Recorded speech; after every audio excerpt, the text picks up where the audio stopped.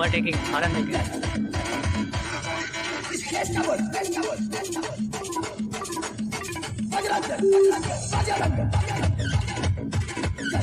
मज़ा नहीं आता। वैसे ही लेगा ना। अच्छा चल ठीक है, फिर जूम आउट जूम इन में बहुत दिक्कत। बना अब चल हम लोग टर्न करके बना। हाँ टर्न कर।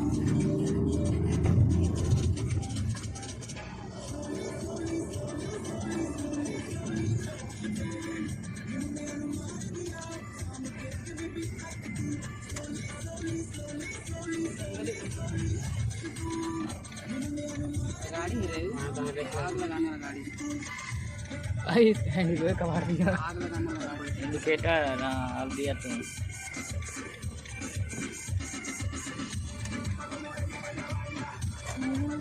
मेरे जाना सब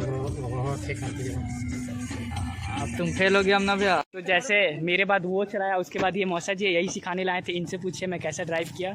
तो बताइए मौसा जी कैसे चलाएं गाड़ी हम? बोलिए गाड़ी कैसे चलाएं?